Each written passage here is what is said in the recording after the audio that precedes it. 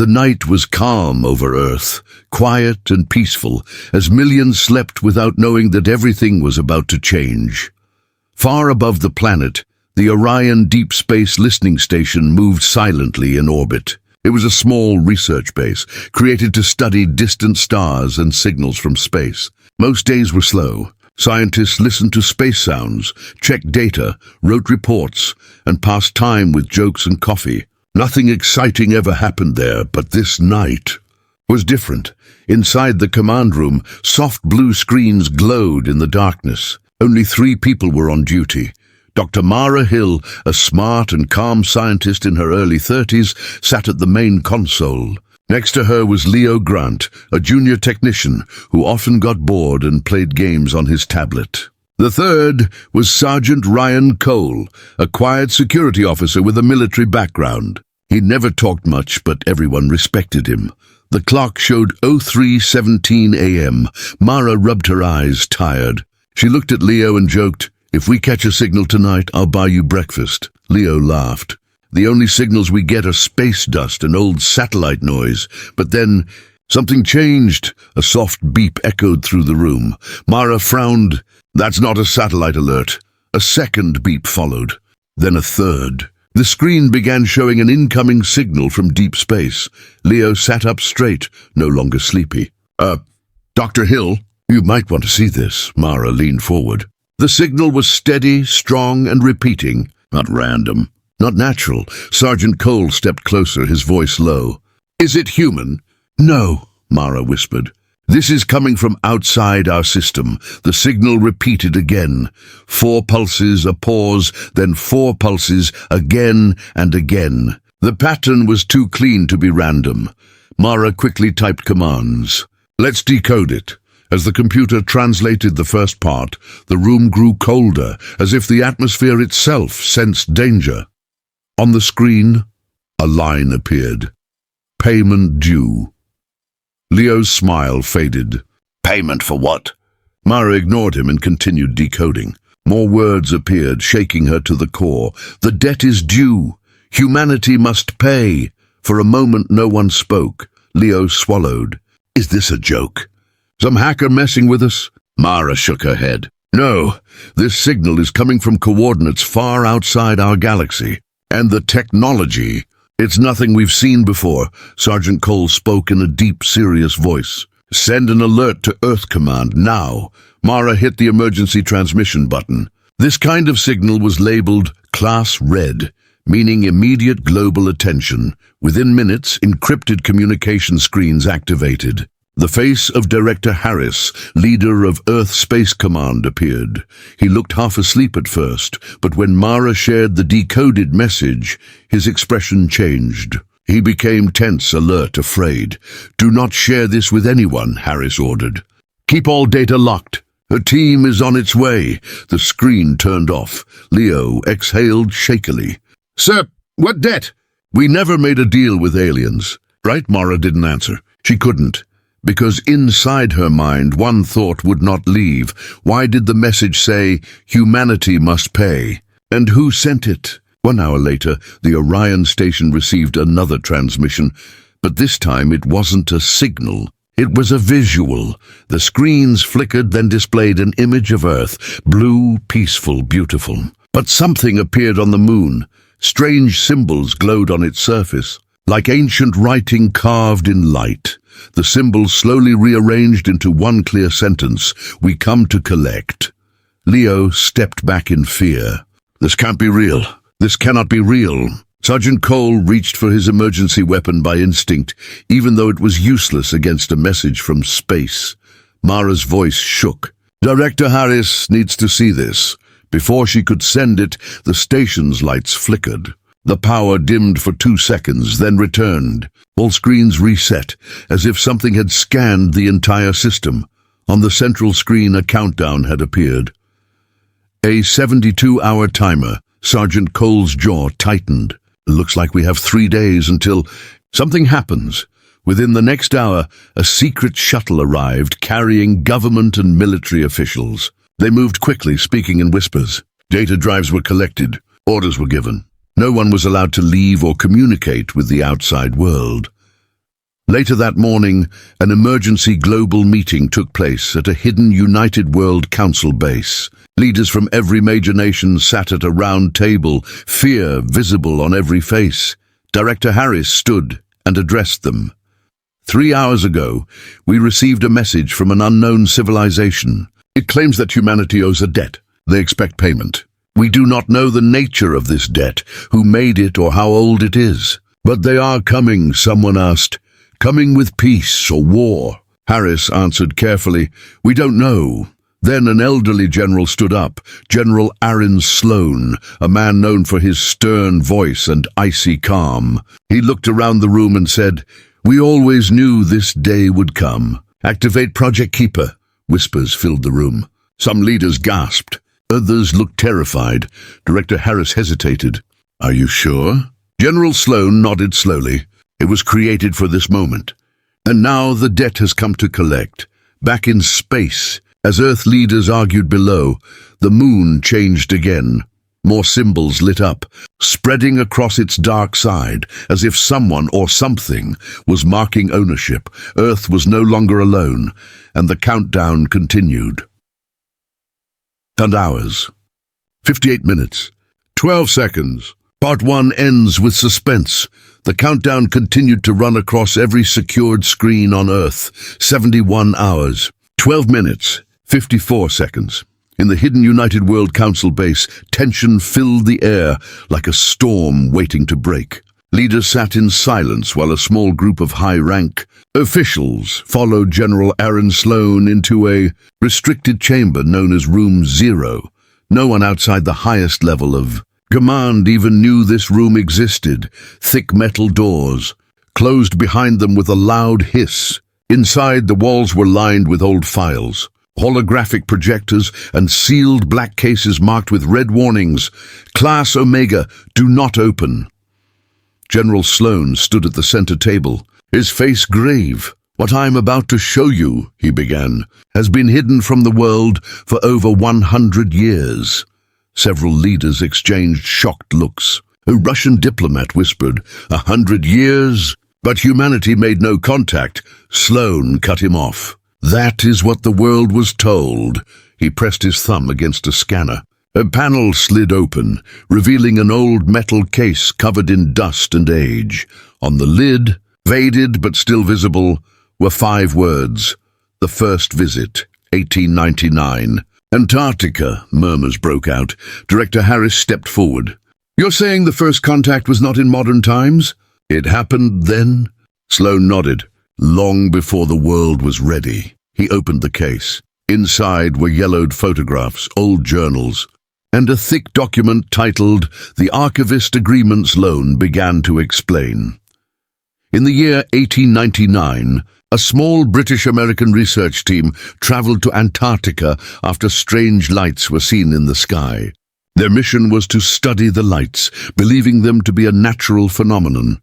But what they found was not natural. They discovered a structure buried under the ice, smooth metal, not of Earth. When they touched it, a doorway opened, leading inside. The team met beings of light and energy, calling themselves the Archivists. These beings claimed they watched over developing worlds. They protected young civilizations from outside threats until they were strong enough to stand alone. In return, every protected world made a promise. One favor when called. No refusal. Humanity agreed. The favor was signed by the local team leader, Professor Edmund Clark, thinking he was signing a research treaty. He did not understand the full meaning. The archivists left one message before they disappeared. One day, we will return to collect the debt. Prepare your world. The world, however, did not prepare. The governments who learned of this truth hid it. They feared panic, chaos, and loss of control. All knowledge of the archivists was buried in secret files, locked under the highest security. Only a few world leaders per generation were told the truth. Shock filled the room as the leaders listened. Prime Minister Asha Patel spoke first. So we signed a debt without knowing the cost? Sloan answered with a heavy voice. Yes, and now the debt has come. A young South American commander slammed his fist on the table. Why didn't we tell the world? Why not prepare? We could have united humanity. Sloane looked tired, like a man carrying a burden too long, because every time someone tried, they were stopped. Some believed the archivists would never return. Others wanted to control the information for power. Director Harris added, Project Keeper was created decades ago to look for signs of their return. Only a few of us knew. A Chinese general leaned forward. What exactly is Project Keeper? Sloane opened another file marked Keeper, Eyes Only. It is the only plan we have if the archivists return. Protocols to respond, defend, negotiate, or resist. He paused before adding, but even Keeper has limits. We never expected the archivists to mark the moon. Suddenly, a red alarm flashed across the room. A soldier rushed in. New transmission. It's not from space. It is happening on the moon. The lights dimmed, and a live feed of the moon appeared on the main screen. The glowing symbols had changed again. This time, they formed an image, an hourglass made of stars. Turning upside down, below it new words formed in ancient glyphs. The translation appeared beneath.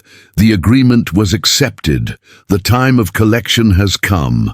A cold silence spread. Someone whispered, They are not asking. They are claiming. Harris's voice was low. We need options. What do they want as payment? Resources? Technology? People? General Sloane shook his head. The archivists don't trade like that. Their debt is never material. He pointed at the archivist agreement. A favor could mean anything. A war to fight. A world to save. Or a sacrifice. The word sacrifice hung in the room like a curse. Back on the Orion station, Dr. Mara Hill stayed at her desk, studying the data again and again. Leo paced behind her. The message still makes no sense. Why us? Why now? Mara zoomed in on an unreadable part of the signal data, a block that earlier looked like noise. But she noticed a pattern, a signature mark at the end of the message. It matched the symbol on the oldest photos in the archivist file. Mara whispered, This wasn't the first message. Leo frowned. What do you mean? Mara's eyes widened with fear. This message is a reminder. The original message was sent long ago, but we never received it, or someone blocked it. If that was true, then Earth was already late. General Sloane faced the screen, watching the countdown. Hours. 44 minutes. 3 seconds. We have only one path now, he said. Find out what debt the archivists want us to pay, before they take the payment themselves. Outside, the moon glowed brighter, like a watcher with a cold, silent eye. Earth had woken too late, and the stars were no longer quiet. The sun rose over Earth, but there was no warmth in the new morning. Fear had quietly spread among the highest seats of power. The countdown continued. 9 hours, 12 minutes, 10 seconds. Inside the United World Council base, leaders gathered again, more tense than before. The archivist files lay open on the table like ghosts from the past, reminding them of a promise made long ago.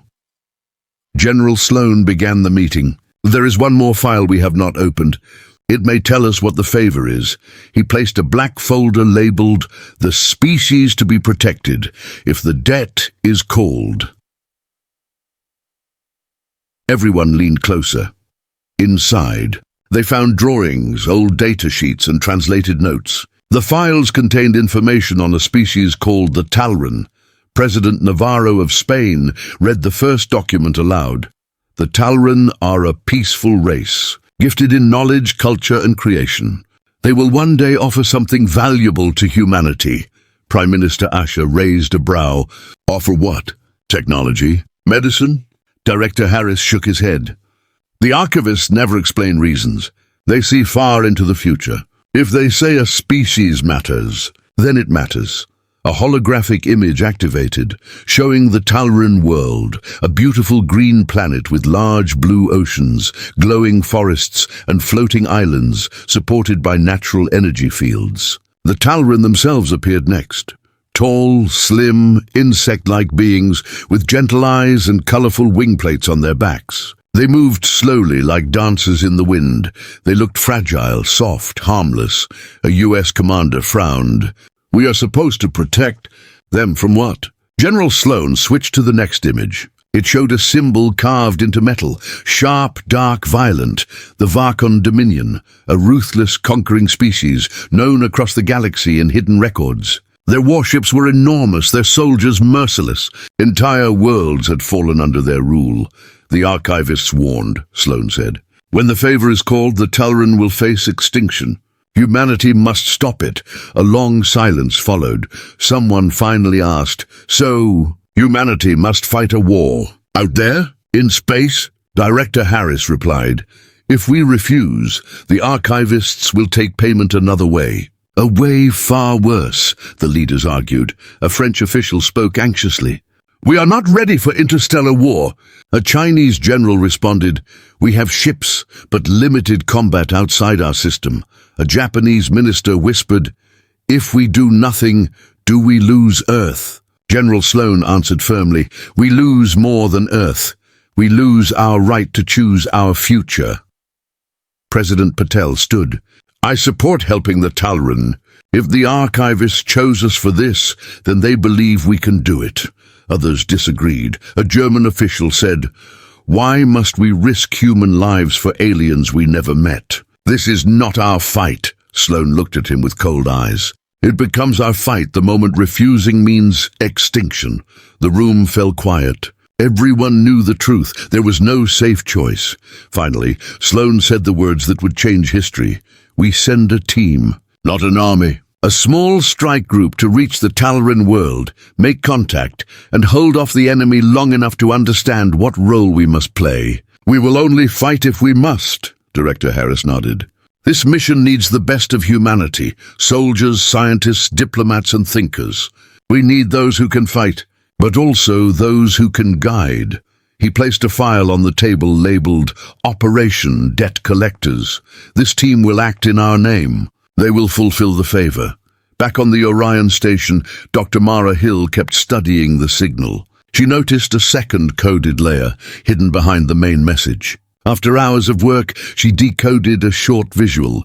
It was not from the archivists, but from the Talrin, a weak transmission showing their home planet under threat. Fires, explosions, dark ships in the sky. The Varkon Dominion had begun the invasion earlier than expected.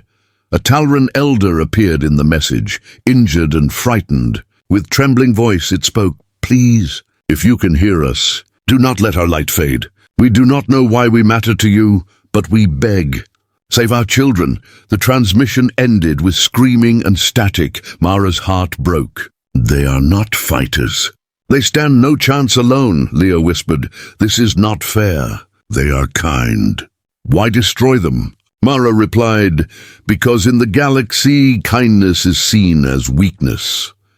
She sent the video secretly to Director Harris with a single message: "We cannot wait for debate. If we delay, they will be gone before we arrive." At the council base, Sloan watched the Talrin video. His expression hardened. He looked at the moon again, glowing with silent symbols. "Hours." 03 minutes. 51 seconds. "Our debt is not to fight for ourselves," he said quietly. "Our debt is to fight for those who cannot." He turned to the table. "Prepare the debt collectors. We leave at dawn." Above the planet, the moon pulsed once, like a heartbeat in the dark, as if someone was watching to see if humanity would obey. The launch day arrived faster than anyone expected. The countdown was still running. 25 hours. 27 minutes, 19 seconds. In a hidden military space hangar deep under the Nevada desert, the chosen team gathered near a sleek black warship. It was humanity's most advanced long-range vessel, known as the Starhawk. Built in silence, tested in secret, it was designed not for war, but survival. General Sloan stood before the team, now fully assembled. Soldiers, scientists, engineers, and diplomats, all wearing dark uniforms with a single symbol on the shoulder, a white circle with 2 lines crossing it, the mark of the debt collectors. Sloan looked at them with calm steel in his eyes. "You are not going as conquerors. You are going as protectors. You will represent our world. Your actions will show the archivists who humanity truly is. Captain Aaron Vega stepped forward. Tall, focused, and sharp-minded, Aaron was chosen to lead the mission. He spoke clearly. We don't know what waits for us, but we do know why we are going. The Talren cannot fight. If they fall, we fail the debt, and humanity pays the price. We are the line between survival and extinction. No one spoke after that. They understood. The team boarded the Starhawk. Engines hummed with a soft, powerful vibration. As the ship prepared to lift, General Sloan placed his hand on the window.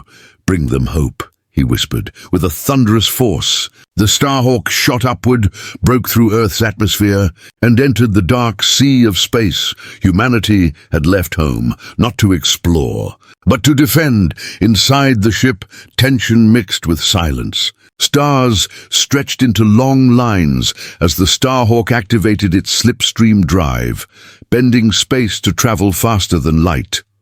Dr. Mara Hill sat at a side console, studying Talren data again. The message of the dying elder replayed in her mind. She felt a responsibility she never asked for. Sergeant Rian Cole checked weapons in the armory. He ran his hand across a plasma rifle with focus. He wasn't excited. He was preparing for the worst. Meanwhile, Tariq Hassan and Elena Ruiz worked in the research lab. Tariq tested translation software that could communicate with non-human species. Elena practiced Talren words from the archival files. Talren greeting is not spoken, she explained to Leo, who sat nearby. They use soft chime sounds and light patterns on their wings. Leo tried to imitate it, sounding like a broken flute. Elena laughed gently for the first time since this began. Captain Vega watched his team.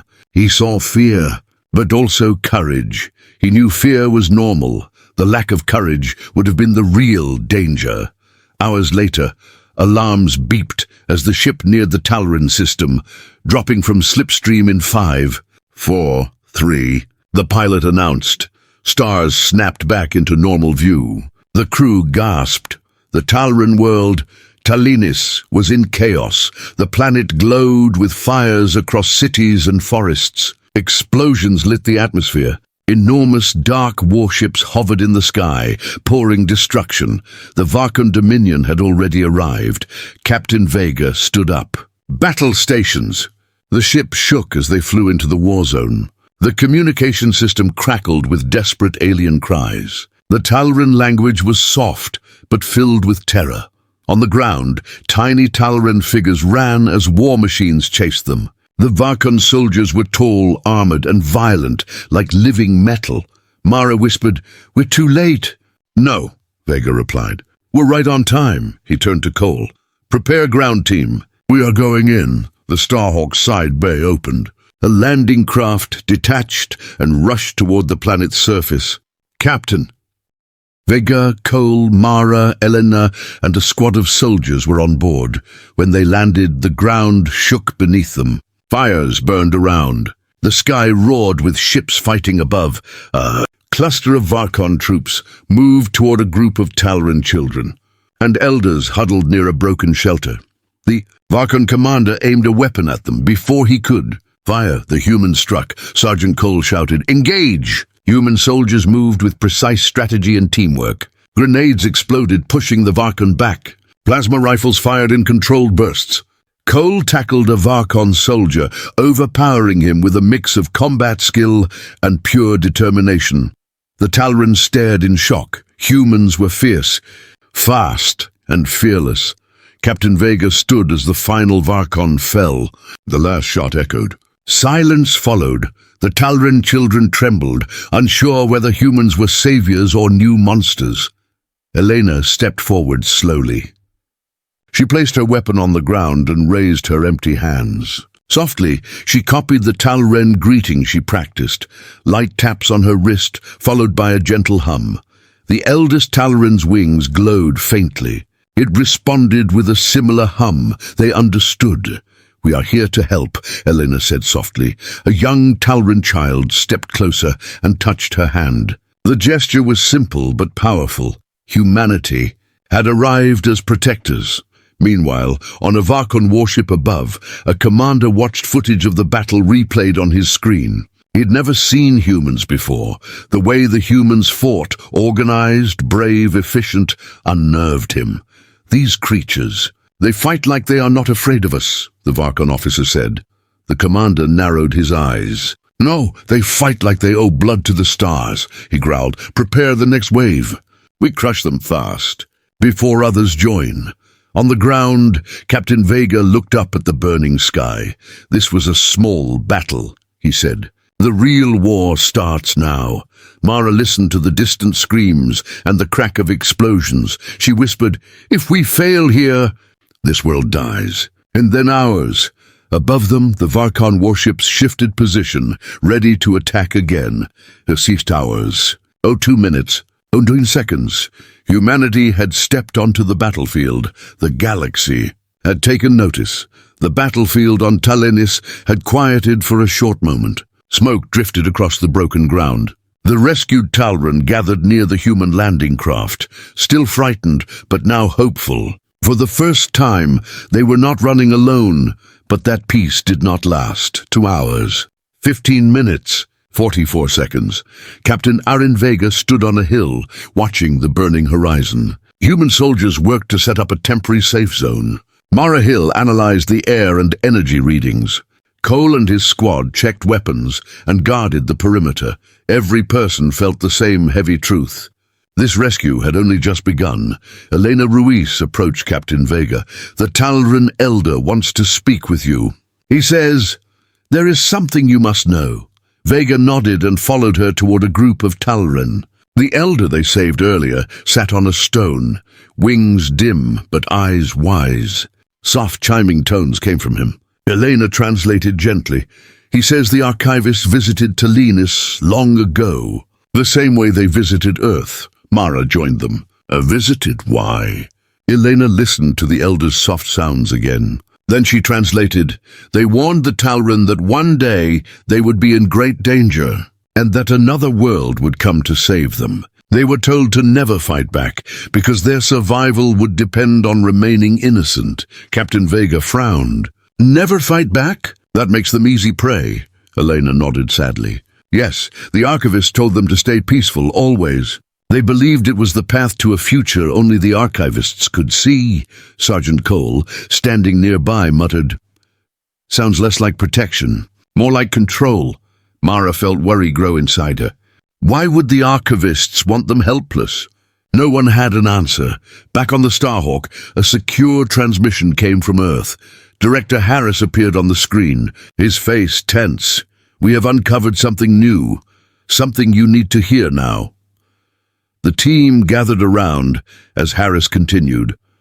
When the archivists first made the agreement with Earth, they left behind more than files. They left a warning written in code. We could never translate it before. Until today, a second face appeared on the feed, General Sloan.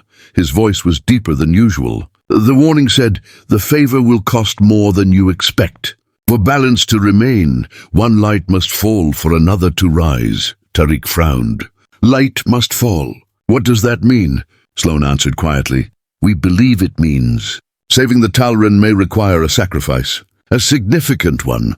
The room went still. Leo swallowed hard. Sacrifice of what?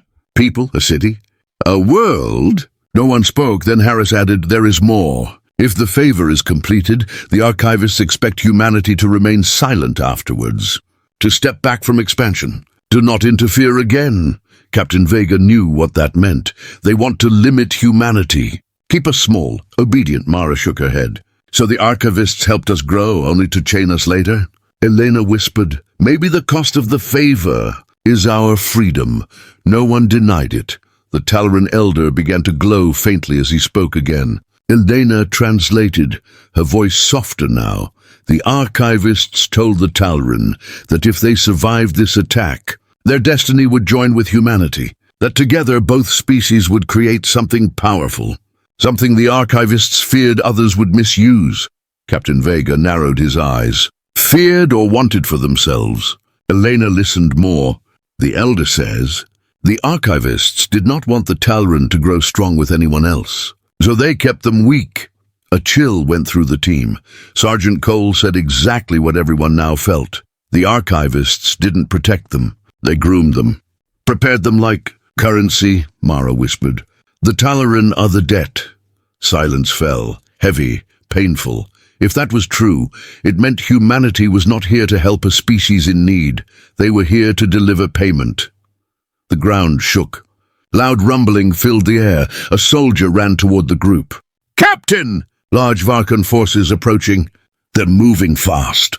Captain Vega instantly switched to command mode. Positions. Protect the Talaran. Human soldiers spread out and formed defensive lines. Cole led the front, ready for battle. But this time something was different. Huge Varkon machines, larger than tanks, crawled across the land. Above, shadows covered the sky as 3 Dominion warships descended. The Varkon commander's voice boomed through a speaker. "Non-native warriors, you interfere in Dominion territory. Humans, leave now or be erased." Captain Vega stood tall, even though he knew the enemy was stronger. "This world is under our protection." The Varkon commander laughed darkly. "Then you will die with it." As battle prepared to ignite, the Talaran elder tugged gently on Elena's hand. More soft chimes. Elena listened and her face broke with heartbreak. "He says he does not want humans to die for them. He says their lives are not worth that cost." Mara knelt, looking into the elder's gentle eyes. "Every life is worth saving, even if others don't see it."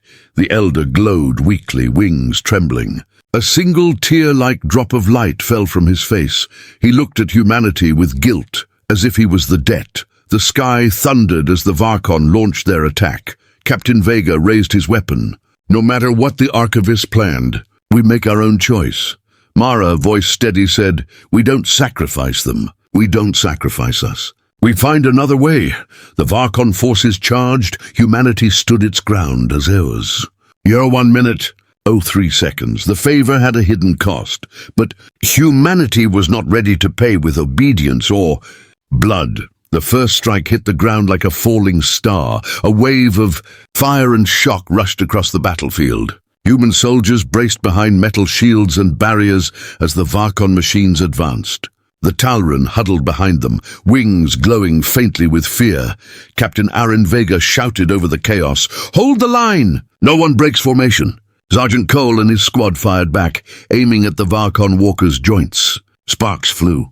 The air shook with explosions. Mara Hill worked beside Tariq, deploying magnetic shield drones to block incoming blasts. It wasn't enough. More Varkon forces landed. Hours, 12 minutes, 10 seconds. Time continued to slip away. A sudden flash of white light split the air. A small sphere appeared above the battlefield, an archivist message drone. Its calm voice echoed across the chaos. "Cease battle. This conflict risks the balance. Humans, your role is to protect only. Leave now, or the favor ends." Captain Vega glared at the floating device. "We can't leave. If we walk away now, the Talaran die." The archivist drone replied, emotionless. "They are not required to live. Only the agreement must be fulfilled." Everyone froze. Even gunfire slowed. Mara whispered, "Not required. To live?" Elena's heart felt like it cracked. "So the archivists never cared about saving them. Only about us showing up." Cole spat in anger. "We're done playing by their rules." Captain Vega raised his weapon and fired. The archivist drone shattered into pieces of silver dust. The message was clear. Humanity was no longer following the archivists. At the human command tent, Leo worked to crack the archivist code further. Screens glowed with symbols. His fingers moved fast, decoding lines of hidden text. Then his screen flashed red. Unauthorized transmission sent from Starhawk Leo's eyes widened. Someone had just sent the archivists a message from the ship without permission. He ran to Captain Vega, out of breath. "Someone on the Starhawk is giving the archivists our battle data, our positions, everything." Elena felt her stomach twist. "Someone is betraying us." "Not someone," Leo said softly. "A human, one of ours." Before they could react, a second transmission alert sounded. This time from the ground camp. Tariq checked the signal's direction. The message was sent, From the medical tent. Inside the tent, Dr. Kayla Reed stood alone, holding a glowing archivist communication crystal. Tears streamed down her face. "I had to," she whispered. "We owe them, we agreed. If we don't follow the rules, they will punish Earth." Cole raised his weapon, hurt in his eyes. "Doc, you told them how many we have?" "Where we stand?" Kayla's voice broke. "I told them our escape plan. They promised the Talaran would be spared if Earth stays loyal." Elena stepped forward calmly. "Kayla, they lied to you." "They never planned to save the Talaran. They just need us to obey." Kayla shook her head in denial. No, they said." Cole lowered his weapon slowly. "Doc, we're family out here. You should have trusted us." Kayla dropped the crystal, chest trembling with regret. She collapsed to her knees. "I just didn't want Earth to suffer because of us." The betrayal hurt. Not because she was evil, but because she was afraid, and fear was what the archivists wanted. Outside, battle still raged. As the archivists' influence weakened, something unexpected happened. A Varkon transport crashed near the battlefield. From the wreckage, a tall Varkon figure emerged, limping, armor cracked. He was not like the others. His armor was marked with silver patterns, not red. He raised his hands. "Do not fire. I'm not your enemy." Cole stared. "Why should we believe you?" The Varkon removed his helmet, revealing tired, dark blue eyes. "My name is Commander Varrock. The Dominion is not united. Some of us do not agree with this invasion." Tariq looked shocked. "A Varkon rebel?" Varrock nodded. "The archivists manipulate us as they do you. They control the Dominion through fear and technology. They want the Talaran destroyed because of what they carry." Mara stepped closer. "What do they carry?" Varrock chose his words with care. "A seed of energy older than the archivists themselves. If the Talaran survive and connect with humanity, the archivists will lose control of the galaxy," Elena gasped. "So saving them isn't just kindness. It changes the future." Varrock nodded once. "And the archivists fear the future, where humans and Talaran stand as one." Captain Vega extended his hand toward the Varkon. "If you're with us, help us protect them." Varrock took the human's hand, the first alliance between human and Varkon in history. He pointed toward the horizon. "There is a weak point in the Dominion command ship. Destroy it and this invasion ends." Cole grinned.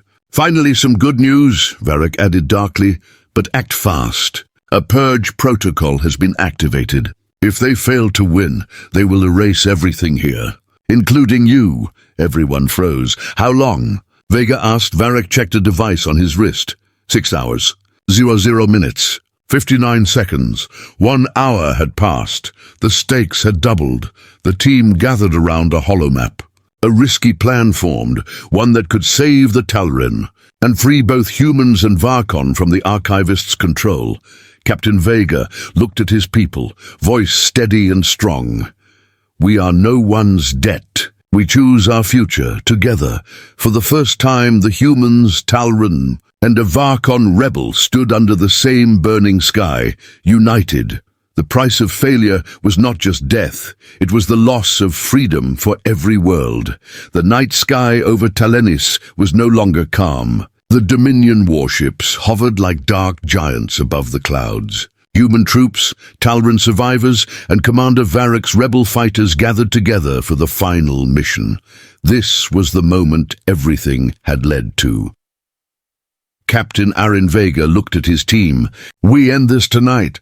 We protect the Talaran, we stop the Dominion, and we show the archivists we choose our own future." Sergeant Cole loaded his rifle, a fearless smile on his face. "About time we punched our own ticket." Mara Hill adjusted her tech gear. "If we destroy the Dominion command ship, all Varkon forces here will lose control and retreat." Varrock nodded. "And the purge protocol will fail. Talinus will live." The Talaran elder approached, wings glowing brighter than before. He placed his hand on Vega's chest and spoke softly. Elena translated. He says, "The Talaran stand with you. Their light is yours." For the first time, the Talaran did not look afraid. They looked ready.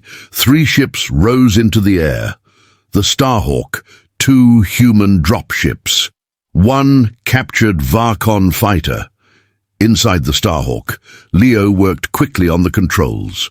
"We have one shot at this. We reach the command ship, plant the pulse device, and run. Run fast," Cole added, "because that thing is going to blow like a sun." As they cut through the clouds, Dominion fighters chased them. Blue beams sliced the air. The Starhawk shook violently. Varric flew the captured fighter beside them. "Stay on my tail. I'll clear your path." He shot down 2 Dominion fighters, saving the Starhawk from taking a direct hit. Captain Vega watched him with respect. "Never thought I'd say this, but I'm glad you're on our side." "For freedom," Varric replied. "For all of us." The Dominion command ship loomed above them, a massive structure covered in red shields. The Starhawk flew low, almost scraping its metal surface. Mara activated the pulse device. Placing this at the core will disable their whole network, but reaching the core meant landing inside the enemy ship. The Starhawk touched down in a dark hangar. The team rushed out, weapons up. Alarms blared.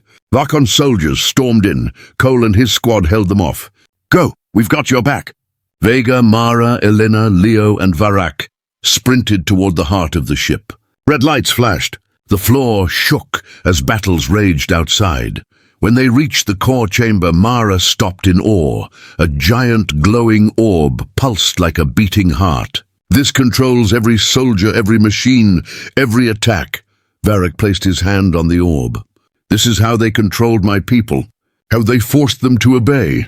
Mara set the pulse device in place. "Once this activates, the connection will break." Leo asked, "How long do we have to escape?" Mara took a breath. 40 seconds. "That's not enough." Elena said. "It has to be," Vega replied. "Do it." Mara activated the device. The countdown began. Seconds. The ship roared as systems overloaded. Sparks rained from the ceiling. The team ran. Seconds. Varric helped Elena when she tripped. "Keep moving!" 30 seconds. Cole's voice came through the comms, shouting over gunfire. "We're falling back. Get out now." 25 seconds. The exit door jammed. Leo forced it open with emergency power. Seconds. They reached the hangar. Cole and his squad retreated into the Starhawk. The engines warmed up. 10 seconds. Everyone jumped inside. Seconds. The Starhawk lifted off. 4, 3. The command ship exploded in a blinding flash. A shockwave chased the Starhawk as it raced away, but this time they escaped. Below, on the ground, the Dominion troops froze as the glow in their armor faded. The machines powering the invasion went silent. Vulcan soldiers looked around, confused, free for the first time. Varric's rebel fighters called out, "You are no longer controlled." "Stand down! The war is over!" Some Vulcan threw down their weapons. Others looked lost, unsure what to do without orders. The Tal'Ren watched the sky with hope returning to their eyes. Human soldiers cheered. Tears fell. They had won. A final. Archivist projection appeared before Captain Vega as he stepped off the Starhawk. Its voice was calm, almost sad. "You have disrupted the balance. You refuse your place. This path leads to danger." Vega looked at the projection with steady eyes. "Freedom is always dangerous. But it's ours." The projection flickered. "The future has changed. We can no longer see the outcome." "Good," Vega said. "Then it's finally our future, not yours to control." The light faded. The archivists were gone. The Tal'Ren elder stood before Vega. Elena translated, her voice thick with emotion. He says, "Your courage gives his people a new beginning. The Tal'Ren will rebuild. You gave them more than rescue. You gave them tomorrow." Vega smiled softly. "You owe us nothing. Just live free." The elder placed a small glowing crystal in Vega's hand. He says, "This is a piece of Tal'Ren light, a promise of friendship between our worlds." Mara wiped a tear. "It's beautiful." Varric approached Vega next. "My people must learn who they are without chains. I will guide them. And one day, we will meet again as allies." Vega shook his hand. "We'll be ready to welcome you." The Starhawk prepared to depart. The Tal'Ren gathered, wings glowing like rising suns, waving farewell. As the ship lifted into the sky, the Tal'Ren sang a soft, hopeful song that reached the hearts of every human on board. A small, Talaran envoy ship arrived on Earth, peaceful, proud, carrying gifts of knowledge and culture. Human children pointed at the sky as the ship passed, amazed and joyful. Humanity had changed, not because of the archivists, but because they chose kindness over fear. Captain Vega, Mara, Cole, Elena, Leo, and many others stood together at the landing site. Smiling up at the stars, Mara whispered, "Do you think the archivists will return?" Vega answered with calm strength, "If they do, they won't find the same scared world they once met. They'll find a united one." Above them, the stars shined brighter than before, no longer silent, because freedom had found its voice.